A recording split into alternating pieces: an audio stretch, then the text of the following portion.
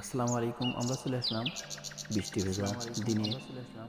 কবুতরগুলা চারিদিকে polythene paper দিয়ে আটকায় রেখেছি, যার কারণে পানি দিয়ে ভিতরে যেতে না যায়। কাগজটি খোলা মাত্র কবুতর বাহিরে, সিরাজি কবুতর বাইরে এসে দাঁড়িয়ে আছে অনেকক্ষণ যাবৎ। বাহিরের পরিবেশটা যেহেতু ভালো নাই, সেই কারণে আজকে ছাড়তেও একটু লেট হয়ে গেল, কারণ বৃষ্টি ভেজা দিনে একটু সমস্যা হতে পারে, সেই কারণে কবুতরকে আজকে লেটে ছাড়া হচ্ছে। এখন আমি কবুতরগুলোকে আস্তে আস্তে ঘরটি খুলে দিচ্ছি। কিছুক্ষণের মধ্যে খাবার পেয়ে যাবে।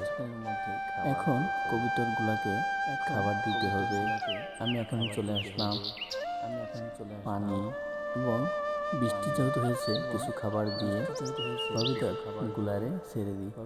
আস্তে আস্তে ইনশাল্লাহ কবুতরগুলা বাইরে এসে খাবে। আস্তে আস্তে কবুতরগুলা প্রত্যেকটা একে একে সিরিয়াল দিয়ে এসে প্রতিটা খাবার খাওয়া শুরু করে দিয়েছে। বৃষ্টি ভেজা দিন, সুন্দর একটি মুহূর্ত। কবুতরগুলারে পরিষ্কার পরিচ্ছন্নভাবে খেতে দিয়ে তাদের সেবা যত্ন করতে হবে। ঘর ছাদে নতুন দেওয়া হয়েছে, এই কারণে সামান্য একটু শব্দ পেলেই উড়ে যায়।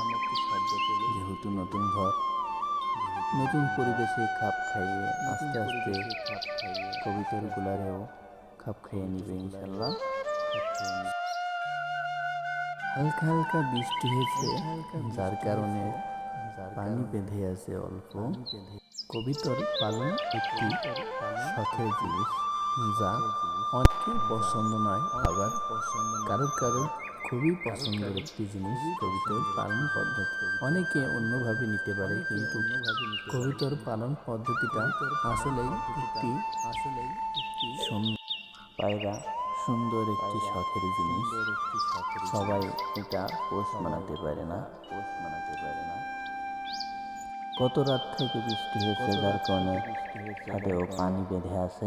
কবুতরগুলারও একটু লেট করে ছাড়লাম, যাতে করে কবুতরগুলা ধীরে সুস্থে রোদ, হালকা হালকা রোদের ভিতরে কবুতরগুলারে ছেড়ে দিলাম। কিছু দানাদার খাদ্য দিলাম, যাতে করে কবুতরগুলা খেয়ে ঘরে এসে বসে।